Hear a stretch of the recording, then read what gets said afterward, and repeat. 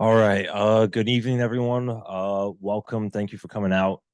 Today we're going to be talking all about how to build a backend. This is going to be a very introductory level workshop. So if you've never done any kind of backend work before, this is going to be perfect for you. Um, we'll go ahead and get right into it since there's a lot to cover tonight, and hopefully we can spend a lot of time just going through the demo. So part one, the very, very basics. Now, is there anyone here who has no idea what a backend is at all? Okay. I think most of us here have a very basic idea. Backend is basically code that is running on a server and it's not on your personal device. So typically for a backend, your users are going to be other programs, right? Usually if you're writing the front end and you have buttons and stuff, those are for people to click. But when you're writing backends, your users are going to be other pieces of code written by other developers. And a big crucial piece is that you're going to be sending that data over a network. This is what allows you to like a post on Facebook or watch a video on YouTube and have your watch time still come up when you log onto it from your phone or computer or whatever device you have. And again, like we said, there is no user interface. It's just sending raw data out. Now, that's a very kind of broad definition. Those three pillars are really all that something needs to be considered a backend. So it's very broad. We're going to spend a lot of the workshop tonight talking about a certain kind of backend called the REST API, which is by far the most common type of backend, but it's not the only kind. And before we get into the details of that, I just want to go over some general aspects of backends because depending on what you want to build, a REST API might not be the right choice for you. So first, APIs, right? This is how our clients are going to communicate with us. So in general, API stands for Application Programming Interface. It's just a way for other programs to be able to talk to us. And that's important for backends because our users are other programs. Now, I'm going to be using the word client a lot tonight. Client just means another program that is using our backend. So oftentimes this will be a front end. You can also have other backends calling out to other backends as well. And the API is basically going to be the interface that we give them to communicate with us. Now, the next major pillar is persistence. And that's just a big word for how are we storing our data. Now, most of the time, that's going to be in a database. There's also things like object storage. Also, architecture, the way we're going to structure our backends. Now, the way you structure a simple backend for your pet project that might have 10 users is going to be completely different from how a big company like YouTube scales a product out to millions of users. But for the sake of maintainability and being able to change your code when need be, it's very important that you have at least a basic understanding of architecture.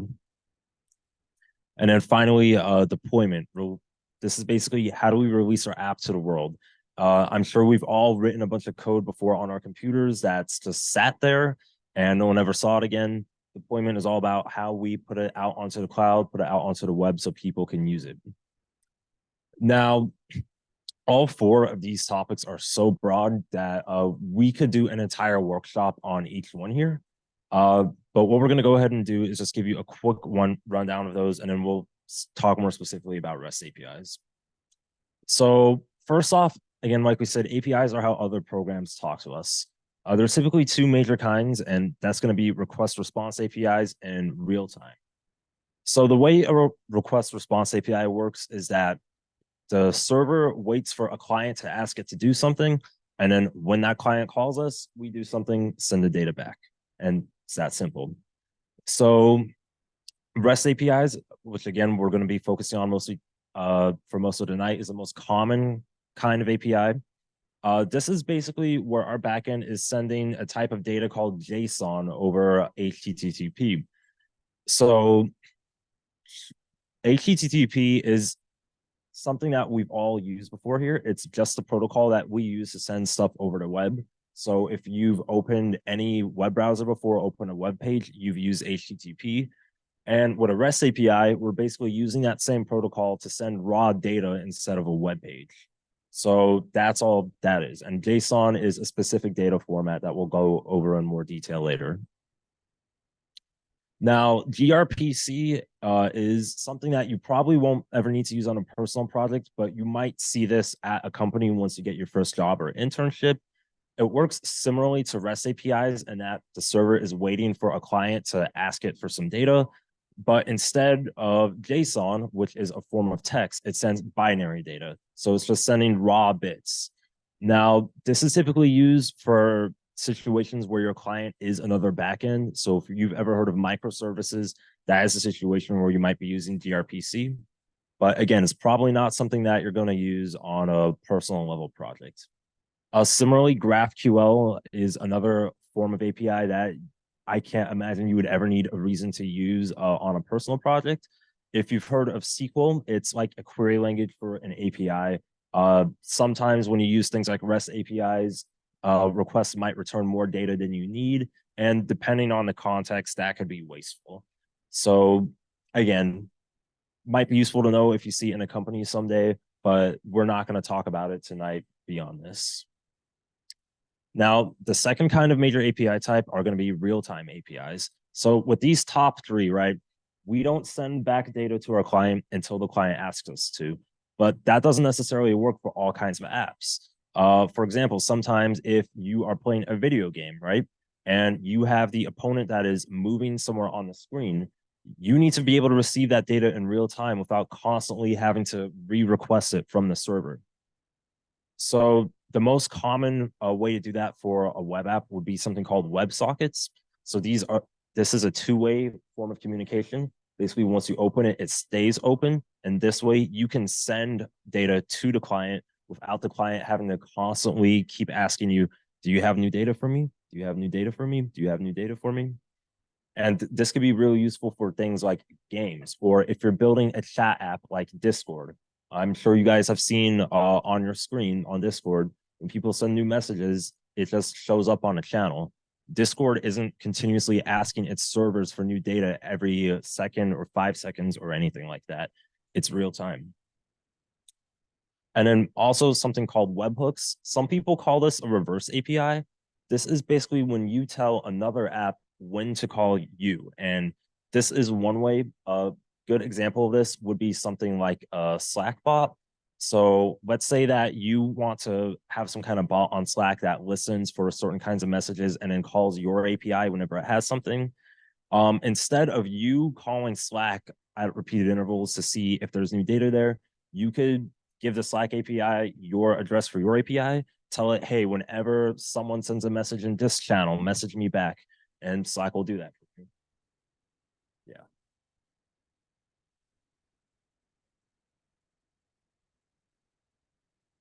Mm-hmm.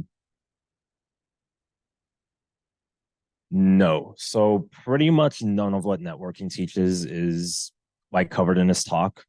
Networking talks a little bit about how things like HTTP work and some like a few case studies for backends, but most of networking is lower level than this stuff.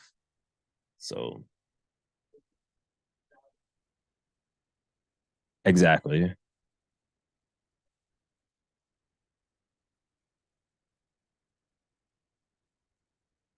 No, not now currently. Angel.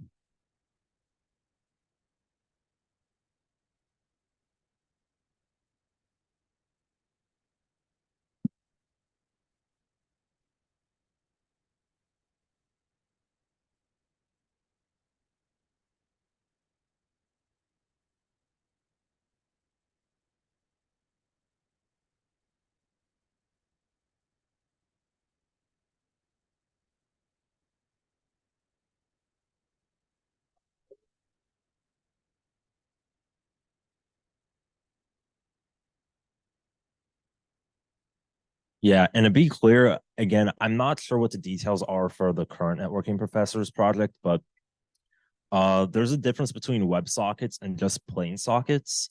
I'm not going to go into the difference now just so we don't confuse anyone, but in general, all the stuff we're going to be talking tonight is built on top of the things that you learn in networking. There we go. All right, so next major aspect is persistence, how we store our data. Now, the first thing you're probably going to think of are databases. And there are several different kinds. You have SQL databases, NoSQL databases. This is really good for any kind of structured data. So my rule of thumb for this is that if your data can fit in some kind of object using just primitives, meaning you can break it down to ints, floats, characters, booleans, then it can go into databases. Now, the way you break that up might depending on the database, but anything that can be broken down into your base primitive data types, a database will typically be good for that. Now, object storage is something that you want to use if you have a larger source of data. So let's say you have an entire file, like a user's profile picture. You could, some databases do allow you to store binary data inside of them, but that is bad practice. Typically, the way you would do this is you would use an object storage service such as Amazon S3 or Azure Blob Storage from Microsoft. When you go ahead and upload a file there, they'll give you a link. And if you have something in the database that needs to know about that resource, for example, let's say you have a user's profile in your database, you could store a link to that file in the database instead. So again, if I have a user's profile in the database, I'll have all their profile info, and in the database, I'll store a link to their profile picture, but the actual picture itself is not in one of these structured databases. It's in object storage. So yeah, anything like images, videos, anything that really comes down to a binary and doesn't break down into a primitive type. All right, now architecture, how we structure our code. This is very important consideration when trying to keep your code maintainable. Pretty much any kind of backend, or really most apps in general, could be split into two types: monoliths and distributed apps. So a monolith, it basically means that you have everything running on the same machine. It's deployed as one unit. Everything is together. If you've done any assignments in programming 1, 2, whatever, congrats, you've written a monolith. So there are several different architecture patterns that you could learn about in this. You may have heard of the layered architecture. There are also some different kinds called vertical slice and clean architecture, which we're not going to go into now. We'll demonstrate later a good way to set up your projects for backends. But just know that a monolith means that you have everything together on the same machine. Now, a distributed architecture means that your backend is running on different computers that are working together to achieve that task. So if you've ever heard of microservices, that's what they are. Now, these are typically more necessary when you're working in big companies. For 99% of you, you will not need to use like anything like microservices during a school project. And even in real companies, it's typically seen as good practice to start with a monolith and only scale up to microservices whenever you have a need to.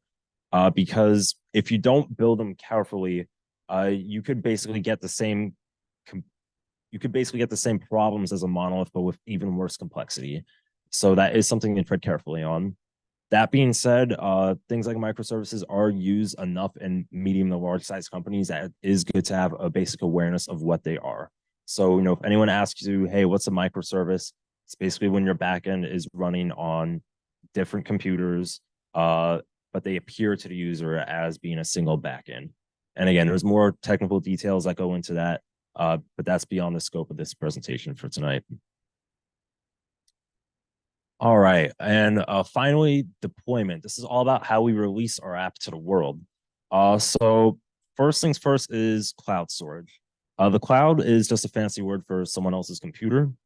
Literally, that's all that is, right? When we're talking about backends, we know by definition they don't typically not on users' devices. And you could buy your own server and have a server running 24/7 for your company to run your backend, but that's $219.99. It's inefficient, it's cheap. Most of the time, you'll just want to use a cloud provider where you pay a big tech company to basically rent storage space from them, server space from them, excuse me, and run your app there. So they can host your apps for you. They can also do database hosting for you. So they'll store your data. And they also have lots of other helpful tools that become very useful when you start moving into that microservice territory. Again, that's mostly beyond the scope of tonight. And Containers are another very important aspect of deployment. It's basically something that bundles your code together with all of its dependencies. So when we say dependencies, what do we mean? It could mean things like in environment variables, external libraries, anything that your app needs to run properly that someone else might not have on their computer. There's kind of an infamous saying among developers, it works on my machine. Don't ever say that to your coworkers, by the way, or they will hate you. But containers are basically meant to try and help solve that. It ensures that your app is going to run consistently from device to device. And that's very useful because you might be doing your development on a PC or Mac at work, but your backend will most likely be deployed on a Linux server. So you need to make sure that it's going to run the same no matter whose device it's on or where it is. Now, shout out to my guy Philip in the back over there. While we will not be able to talk about deployment tonight, SEC is going to be doing a workshop about cloud and containers next Wednesday. We'll have a slide with more info at the end tonight. So yeah, if you're more interested in that aspect, they will be doing a workshop next week. Okay, so those are kind of the basics. Again, the things we just talked about, they apply to all kind of backends universally. Now we're going to specifically talk about REST APIs, which is the most common kind of backend, basically. So first, let's talk about HTTP. Now, I'm sure we've all probably heard of that acronym before. We've seen it at the top of our web browsers. HTTP is just a protocol for sending stuff over the web. So it's a certain step, a certain set of steps that your computer follows anytime it's trying to send data over the World Wide Web. Now, it does stand for something. I'm not going to go over that because it's really not too relevant. Now, by show of hands, who here has not used a web browser before? I was hoping someone would raise their hand as just a okay, cool. Yeah. Otherwise, I don't know how you'd be here right now. I think that might be Eric right there. Yeah. So yeah, if you've ever used a web browser, congratulations, you have used HTTP before. So the whole concept of a REST API is that you're going to be sending raw data instead of a web page through HTTP. So again, let's look at the normal flow of how it works. So imagine you are the client here, right? You make a request to some kind of web page. Let's say we want to talk to YouTube, and we say, hey, give me the SSD YouTube channel. We make an HTTP request to them. YouTube generates it. It uses the parameter up there so it knows, hey, what thing on youtube.com are we looking for? It generates the web page and then sends it back our way. Pretty simple. Now, REST APIs basically take this concept of HTTP, and instead of sending a web page, they just send us raw data in the form of JSON. Now, quick disclaimer here, this is not what the actual YouTube API looks like. Simplified it a bit for presentation purposes, but you get the main idea here. We're getting raw data. This is in a format called JSON, which we'll talk about more in a minute. And that's all it is. Same exact protocol that we use on the web, but we send data instead of web pages. So let's talk about HTTP a little bit more. So every HTTP request has something called a header. And this basically includes certain important information, such as your request type, response codes, various other information like that. We're not going to go too much into the details of them right now, but we'll show you some important things that you might want to add to your headers as we go through the demo. And these are on every HTTP message, whereas bodies come on some HTTP messages. Not all of them have them, but basically what bodies do is they contain the bulk of your data often. So in the left picture right here, this is just some HTML. So whenever you're sending a request for a web page in your browser, it's actually just sending you some text like this, and then your browser figures out how to turn that into something to look at.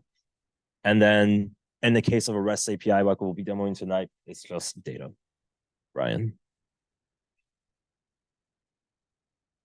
Oh no. Yeah. Um, so again, we've said the word JSON a few times. What is it? It's just a data format that we use for REST APIs. And you can kind of think of it as a way to convert objects into text very easily. So this right here is a Java class that represents a student. We've just got, okay, I have low disk space, thank you. We've got a student's name, their ID number, GPA, and whether they're an online student or not. How can we turn this into a text format to send it over a network easily? Well, you basically just do that. So JSON is basically a key values pair. So each variable that you would have had in your object gets converted to a key here that's represented as a string. And that key, again, is just the name of whatever your variable was.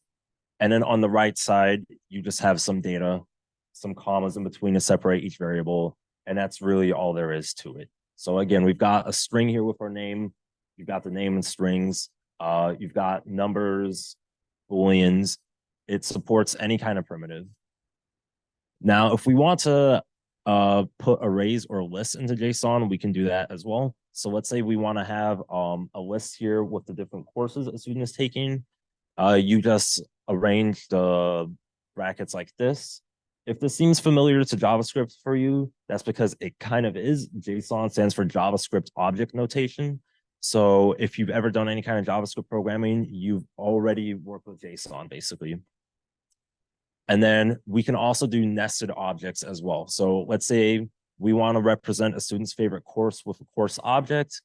We basically just nest an extra set of brackets in here, and then we keep going down until we're eventually at a whole bunch of primitives. So again, pretty much any kind of data that you want can be broken down into basic data types can be put into JSON. However, sending entire files over JSON, it's typically a no-no. Kind of similarly to what databases, what we recommend you doing is you store it somewhere else and then send a link to that file or binary into JSON. And then your client can handle downloading it from there. For example, with images, let's say you wanted to send back the student's profile picture, you would just send a string with the URL to an image, and then the browser could load that for you automatically. All right, so next parameters, something that all of us have used in some capacity before. They're basically what we use to help us find a resource on the web. And again, we've done this in browsers. The same thing applies to backends. So a path parameter is something that is required in your URL. It helps you identify a resource. So let's say I wanted to build a social media that was a fake Twitter. This ID right here would basically be our path parameter. So as you can see, we go down some paths here. This is saying I want to access the API instead of a normal web page. I want to find some posts. And then this field right here that says post ID is going to be some kind of unique identifier, often a number or a string. That's going to tell the server exactly what we're looking for. And then similarly, if we want to do the same thing with someone's username, it would work the same way. It's exactly like if you went to youtube.com and then put / at UFSSD after. That is the path parameter that you use to identify what you want. It's how we tell the server, hey, find information about this person for me. Now, query parameters are optional. They're used for sorting or filtering resources. So let's say I want to load some posts from Twitter, but instead of all of them, I just want to get the first 20. We could use a query parameter to do that. And we could also use this to sort on other information that we want as well. So any questions regarding this? I assume everyone here has kind of used these in some ways on a web browser before. Okay, cool. So another thing that kind of follows over from web browsers to REST APIs is that the routes are hierarchical. So let's say I've got an API for my fake social media service. Anything that I want is going to basically come after the API and the URL. It's like a tree basically. So let's say I've got two routes, one for posts and one for users. So let's say I wanted to get information about a certain user. I could do /users dash user. So that indicates that I'm working with a single user, and I could put a user ID or username after that to figure out, hey, get me information about the Legend 27. And then similarly with posts, you could do slash posts to indicate that you're working with a single post. Uh, Important distinction here, it might seem redundant to have slash posts and then slash posts. The reason why we have that is because some operations we want might involve multiple posts. So oftentimes if you do a request for slash post, you might be requesting every single post in your database as a basic example. While meanwhile, if you want a post with a certain ID, you'll do dash post to indicate that you're just looking for a single one. And then similarly, you'll use an ID or some kind of identifier. And then from there, you can also keep going down your hierarchy to access some more resources. So let's say you wanted to find out some more information about comments, you could add slash comments to the end of that, and it would basically return you some data about the comments on the post. So again, if we had a post with the ID to, and we wanted to load the comments for it, we would use this URL right here. So slash API posts, put the ID for the post, and then hit comments after that. And theoretically, that would load all the comments on our posts. So again, this is exactly like how a web browser works. All right, so basically what we've been talking about so far for REST APIs just sounds like our backend was working like a web browser. At what point is it going to get different? So here, we're going to start talking about different request types. Now, this basically indicates the kind of operation that you want your backend to do.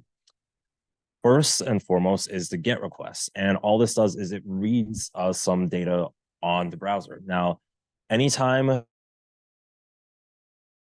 you load a web page in on your browser, it's actually doing a GET request. So if I go to google.com, that's a GET request. However, the other request types that we have here are different, and you wouldn't get that from just going to a web page. So number one, post request. This is for creating a new resource. Let's say I want to create a new post on my social media app. We're going to use a post request to do that. A put request is for replacing an existing resource. So we're going to use that for updating data. Similarly, patch requests are used for modifying existing resources. Now, the difference between these two are kind of fickle. Theoretically, you could get away with using a put request anytime you want to update something. It's not necessarily best practice, and there is a difference between puts and patches that we'll get to in a second. But the idea is that puts are for replacing something entirely, and a patch is if you want to only change a certain field, such as a display name for a user, but you want to keep everything else the same. And then delete, I think that's kind of self-explanatory what that does. So one important thing about posts and put requests is that they have request bodies. So we've mentioned so far that whenever you're calling out to REST API, the URL is how you specify what you want, or how you identify like who you're looking for. So again, if I'm looking for John Smith on Facebook, that username would go in the URL. But it doesn't let us put any additional data there.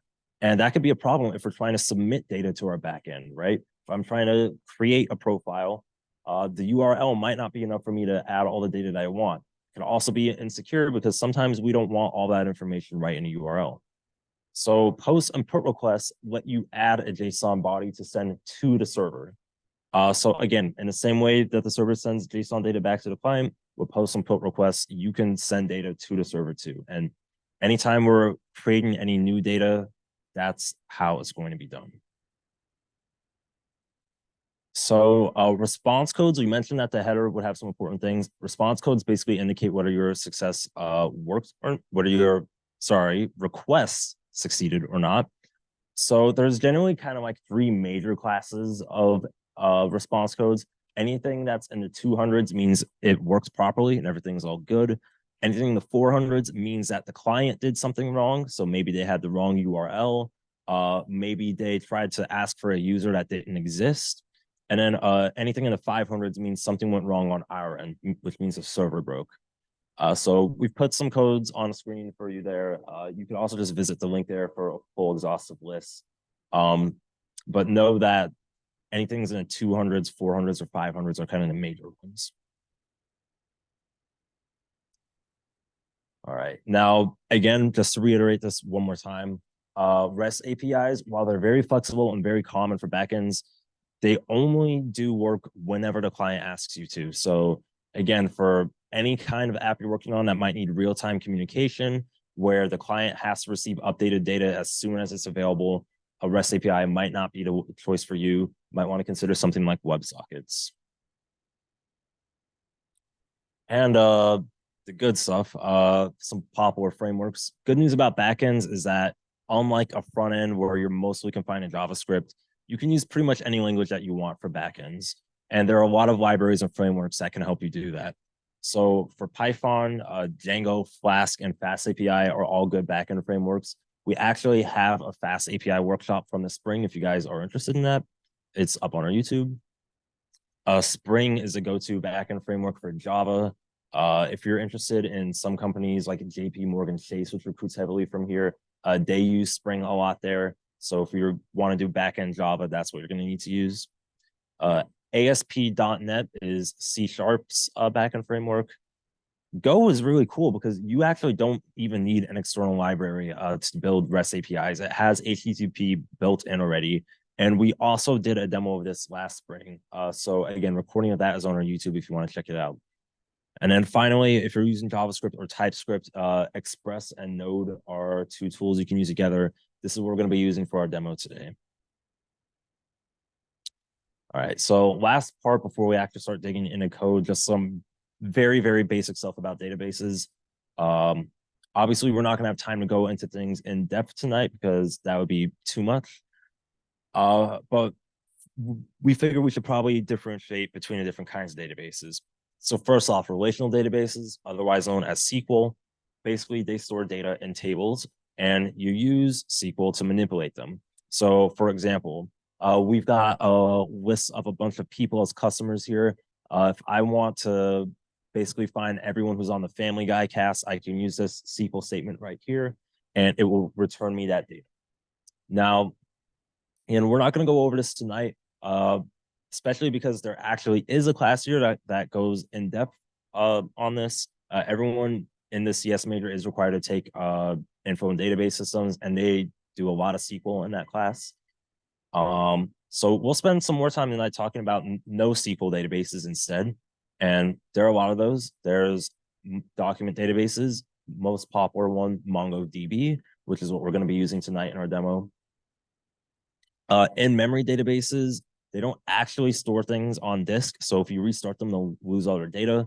What good are they for them? They're good for things like caching. Oftentimes, accessing your database is the biggest performance bottleneck for an app. So good nugget of wisdom there for when you're working in real companies.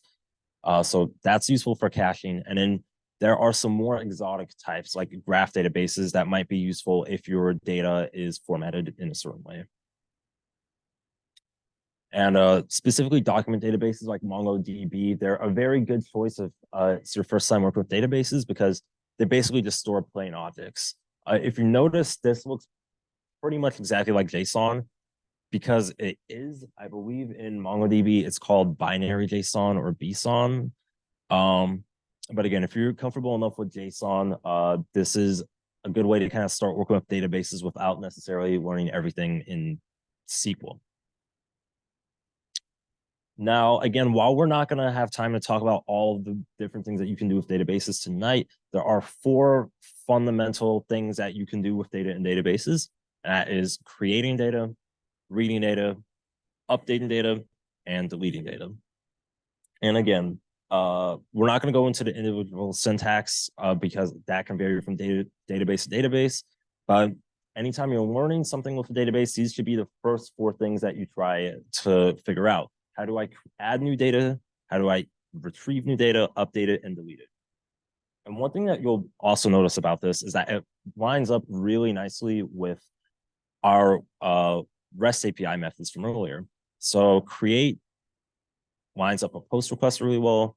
Read aligns with guest requests. Update lines up with put and patch requests. And delete lines up with delete requests.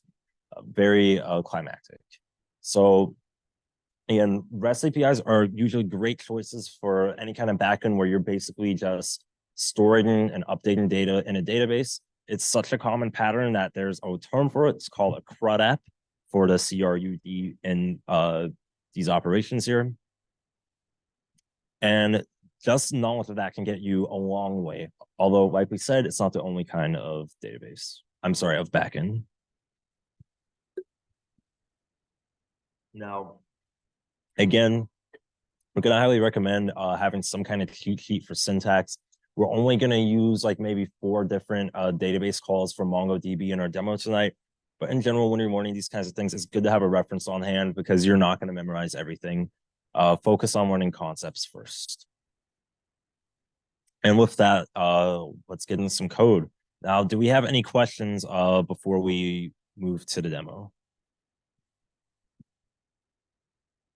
All right. So first things first, if you want to follow along, this is already up on GitHub. Go to github.com/ufssd/REST API-fall23. We also posted the link in the announcements channel on Discord if you don't want to type all that. You will need Node.js and a local instance of MongoDB installed. Again, if you don't have that right now, this is already online. This is recorded. You can look at it whenever you want. And we also recommend a program called Postman for testing our requests.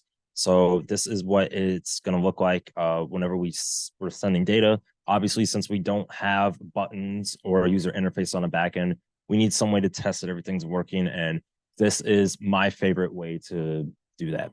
And from what I've seen, this is the most commonly used tool in the industry. You can also use like certain command line tools to call your backend, but it's inefficient in my opinion. So Postman is something I highly recommend. All right, so let's kind of get started with talking about what this backend that we have here actually does. So kind of like the examples we had earlier, this is just a fake social media API. So we're basically have text posts. Here we go.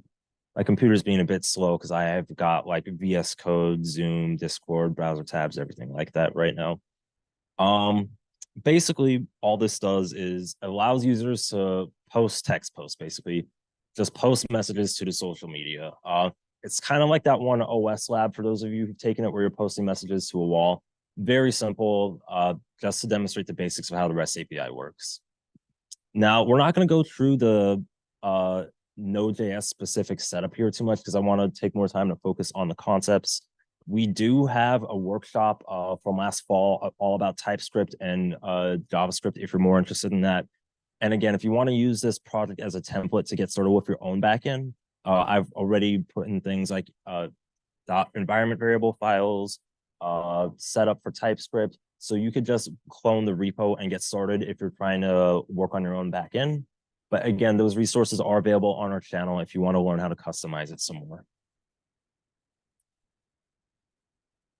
All right, so first, let's maybe start by just taking a look at our route. So all we have here is just a simple post object. So it only has 4 fields, just a user ID. Typically, anytime you have some kind of object that you're storing in a database, it's good practice to have an ID on it for easier searching. Some kind of username, a message that they're posting, and a timestamp that shows when they posted it. That is basically all the kind of data that we're allowing our users to store. So let's go ahead and look at the code. So first things first, some setup. We are using a few different libraries here. Number one, Express is a JavaScript TypeScript library that actually allows us to set up the REST calls. We're also using something called Mongoose to interact with the database. It makes work with MongoDB a little bit easier. And then something here called .env for environment variables. Now, this is something very important, not just for backends, but also front ends too. Any kind of information that might change from device to device or might change, be different in production or when we're working in development needs to go in something called your environment variables. So good examples of that might be the address, the URL for your database. For example, I have it running locally on my computer. Obviously, you wouldn't do that when it's deployed, so we need some way to switch them out whenever we actually put them in production. There's also security-ish considerations. So oftentimes you might have these things called secrets, which are often passwords for other services. So if you're calling another API from your backend, oftentimes they'll require you to have some kind of secret token or password to use it. You never want to put that stuff directly in your code because once you commit it on Git, it stays in your commit history, and you have to do a lot of nasty rebases and basically rewrite history to get that out. So the proper way to handle that is to put any kind of passwords that you might have in something called a .env file, and then make sure that is in another file called a git ignore. Now, for those of you who aren't too familiar with Git, a git ignore is something that is a file that you could put at the root of your project, and basically Git just does not commit any of those files there. So again, if you're doing TypeScript projects, something like the node modules or build folders or your VS Code folders for any personal settings would go in your git ignore. And the .env needs to go into git ignore to make sure that you're not accidentally uploading that up and putting your passwords at risk. All right, so if we go back to main here, we're going to import those libraries. We're just going to run the config to load it into our environment variables, throw an error if one of them is missing. Connect to the database, just a few simple function calls right here.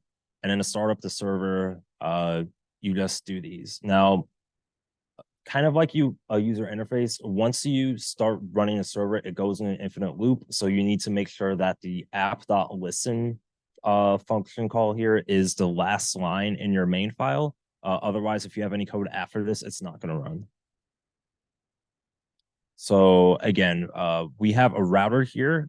This is where all of our HTTP routes are located. By calling this line here, we're just saying, hey, I want you to add these routes to our backend and then listen for them once we get the server started.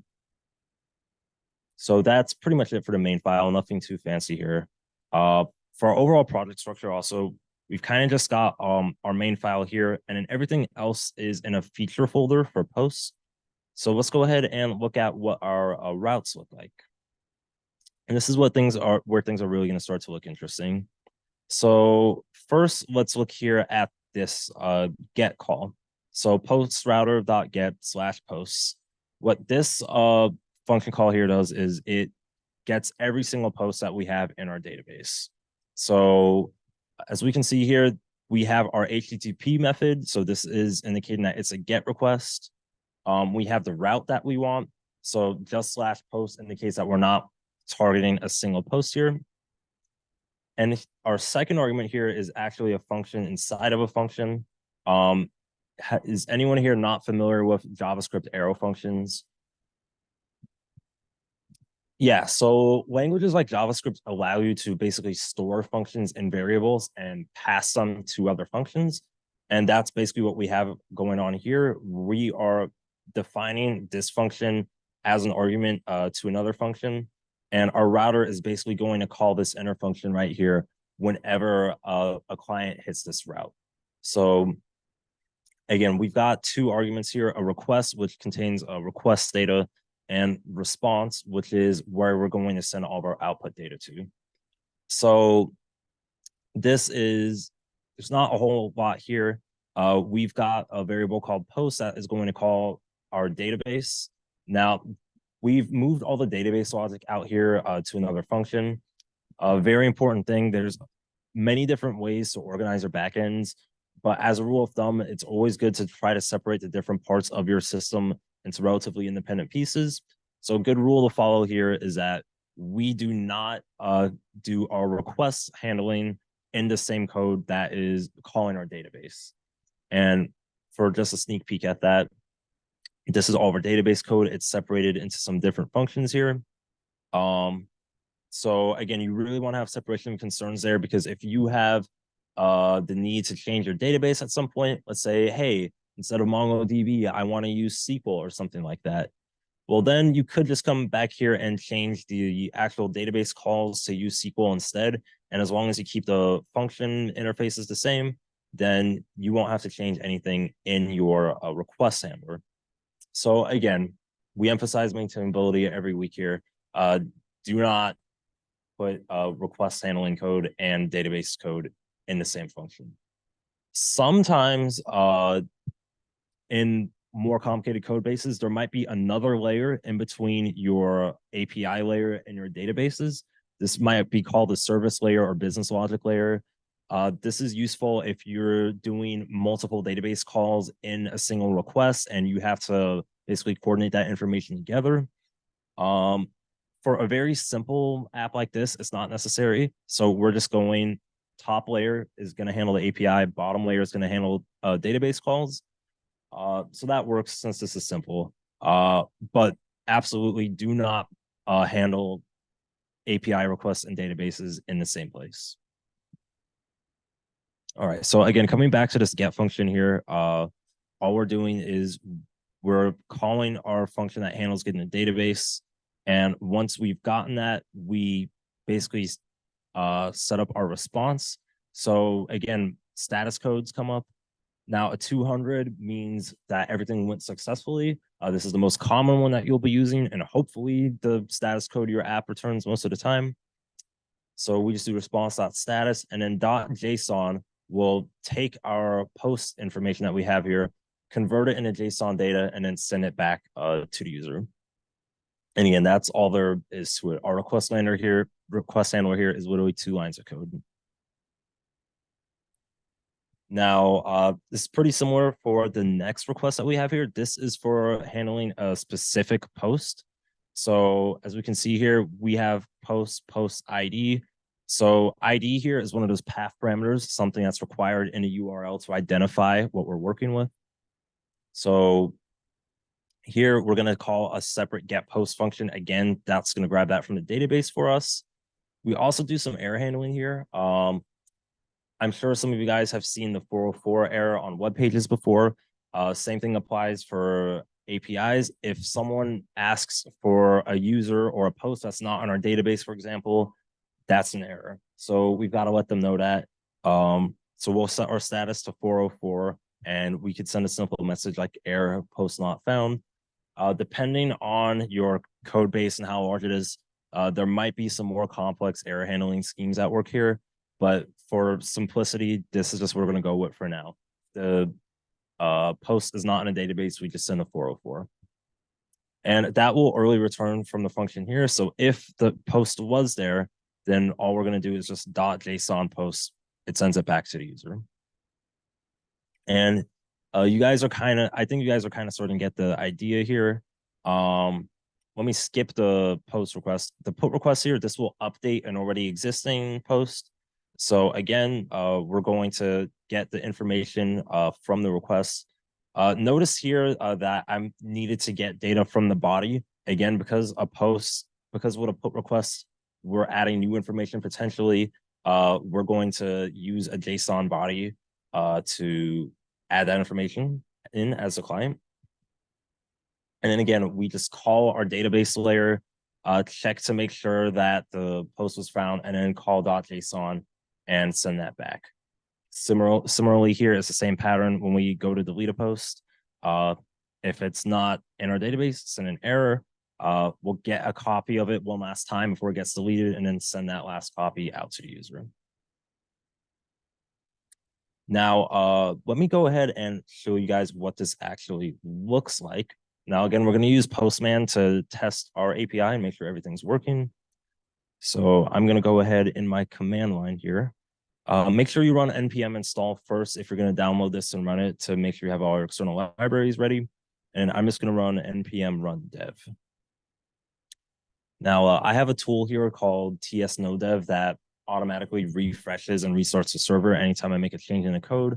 It's called live reloading. Highly recommend that anytime you're developing. It speeds you up a lot. And ooh, I almost forgot. I had to start the database first. Or, okay, it's already running. Perfect. And for starting the database, once you've installed MongoDB, you run the command mongod in a separate terminal window, and then that will get it started up on a separate port. I think 21. let me put it up here. 27017 is support for MongoDB. So if you're running it locally, you'll just use this exact URL here. And we've got a copy of the example URL in the repository for you guys to reference. All right, so as we can see here, it took a few seconds, but our server started up. We're on port 4000 and we've connected to the database. So let's go ahead and test one of these requests. So in Postman, this is what it looks like. Basically, you just type in the URL to the specific resource that you want. So in this case, I'm just going to do /API/posts to show me all of the posts that we have right now. And if I go ahead and send that,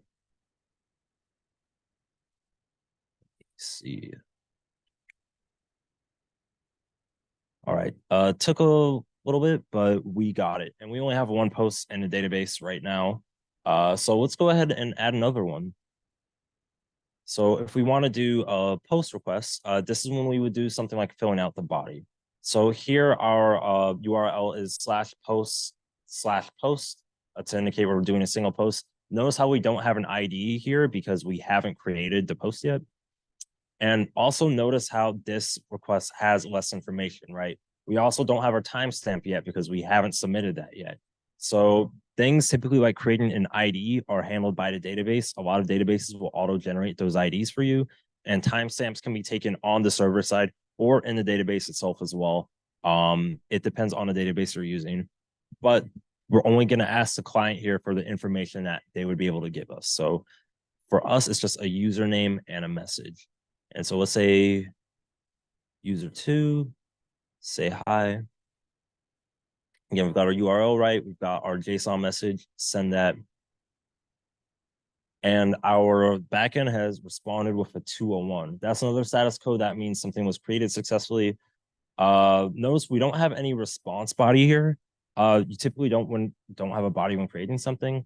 Although one thing that might be useful to add is the ID. So this was the ID that was generated for this post here. If we go back into the code and come back up to the route handler, so you can see this is the post request that created that new post for us. So again, all we did was call our database handler code, basically say, hey, here is the information from the body of the request, which again contains that username and message that we want to save. And then once that's completed successfully, we set our status to 201. This dot location function here is something that we can add the ID to. So our client may have it for subsequent requests, and then we just send that off. And just to, again, show you some more examples of what interacting with this might look like from Postman, I'm going to copy the ID here and then call that in a separate GET request. So let's copy it.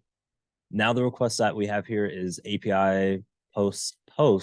And then now we're going to get the ID for this new post that we just had.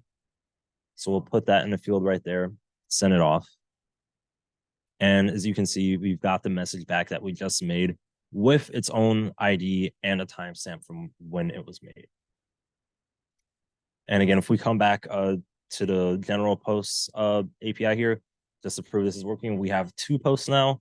And if we want to get rid of the old one, we can go ahead and do delete request right here.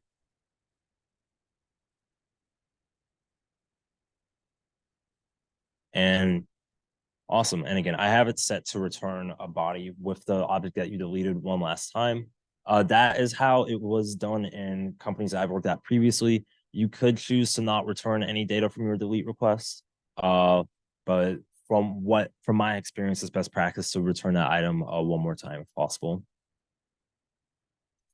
All right. So we've kind of seen what it looks like to interact with the request. Again, we're just putting data in JSON, filling out a URL, sending it basically.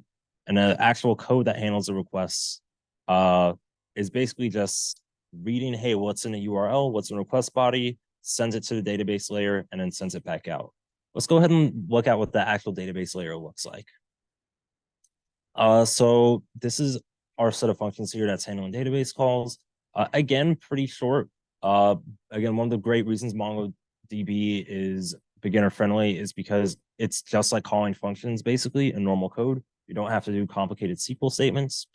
So if we want to get a single post, for example, here, uh, all we'll do is we'll pass in the ID for the post that we want, and then we'll say, okay, go ahead and find me one post that has this ID. And that's it. And it's going to get stored in a query variable. And then this last line of code right here is basically just saying that if the post wasn't there, return undefined. Who here isn't familiar with ternary operators? These. Okay, yeah. So this is something that might help with writing more concise code. This right here is exactly the same as saying if query. It's basically if query is null. Let me put the mic down for a second.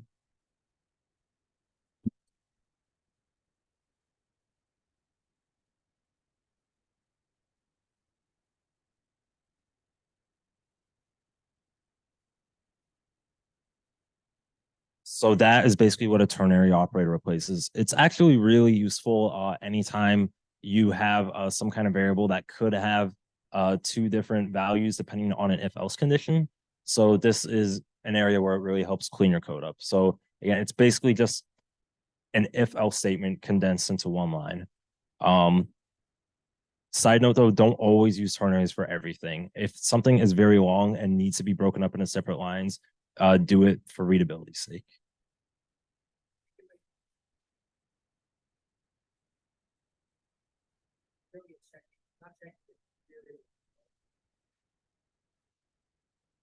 Yeah,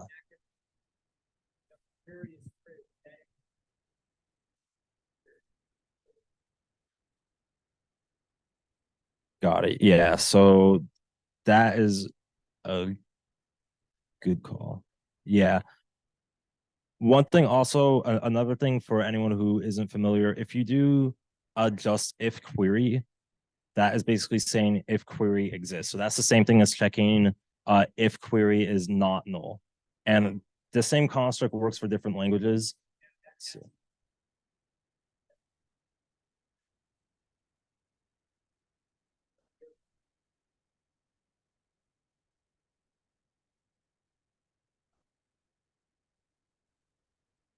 right. Yeah, specifically for like objects and classes. So for example, in Java or C++, if you can do the same thing here to check if something is null or null pointer. JavaScript has a lot more fancy little language quirks that we're not going to get into right now. But again, a ternary statement basically just condenses an if else into one line. So basically, all we're saying here is if the query was successful and it found a post, we're going to return that query. I have a function here called post from model that we'll talk about in a second. Otherwise, it's going to return undefined. And as we can see here, the rest of the code is kind of similar. We pick a MongoDB function to sort some data for us based on a condition, and we get that data back. So right here, this gets us all of the posts that are on the wall. So find everything. And then this dot map function here basically says convert all of the posts into a different data format that works with a program better. More on that in a second. For creating a post, again, we just call the dot create function in the mongoose library, and it will create it. On the insertion variable that data goes into, this is where we'll get the ID that we had. Similarly, for updating a post, we're just going to, it's nearly identical to the GET request. We're going to find the post that we want based on the ID, but we also have the post information from the request body. So this might mean what is the new message that we want to replace it with, or what is the new username we want to replace it with. And then that will go there. The database will work its magic, update it, and then spit it back to us. And then finally, for deleting the posts, it's exactly the same thing. Again, MongoDB, especially with the Mongoose library, is a very kind of beginner-friendly way to start working with databases.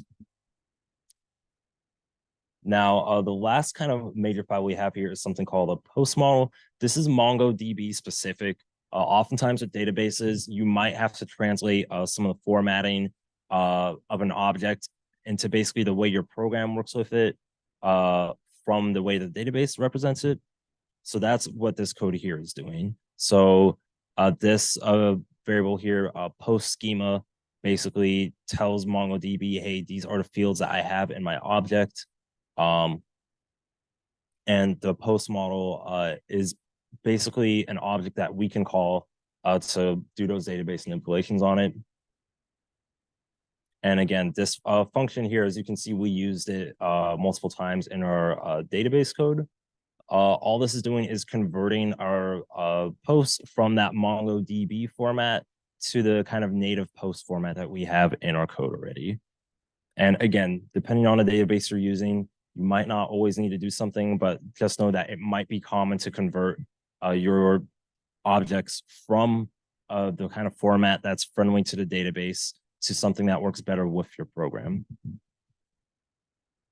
And that is basically all the code in this demo. Again, it's a single feature. All we're doing is we're creating posts, reading posts, updating posts, and deleting them. One last note I will make,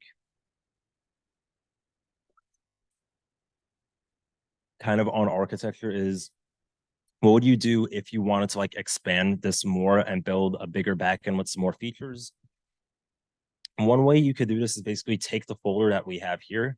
So as you can see, we've got a single folder that has all of our features, all of the functionality for a certain feature, the post features. So we've got one file here that handles request handling and routing.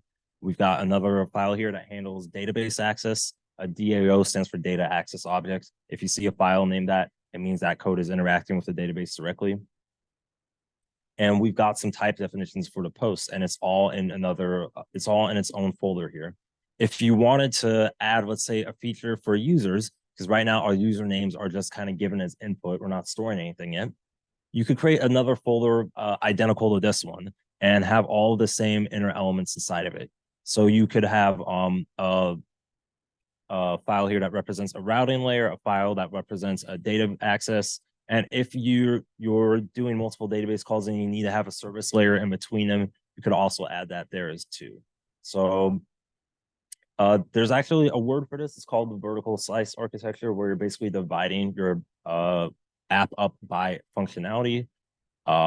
This is my personal favorite way to structure a backend. And again, if we want to add new features here, you just add a folder with the feature and make sure it has each of those common layers that you need. And that is pretty much it for the demo. Does anyone have any specific questions? We've got a couple minutes.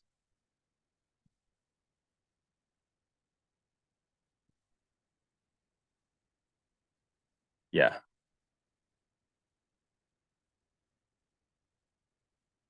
Yeah, so there's a link to the installation site on the GitHub repo in the README. So you can just follow that link there, download it right on your PC, and that will give you this very nice way to call your backend. Right. If we don't have anything else, we'll go ahead and stop the recording right there and then give a few last announcements. Let's see.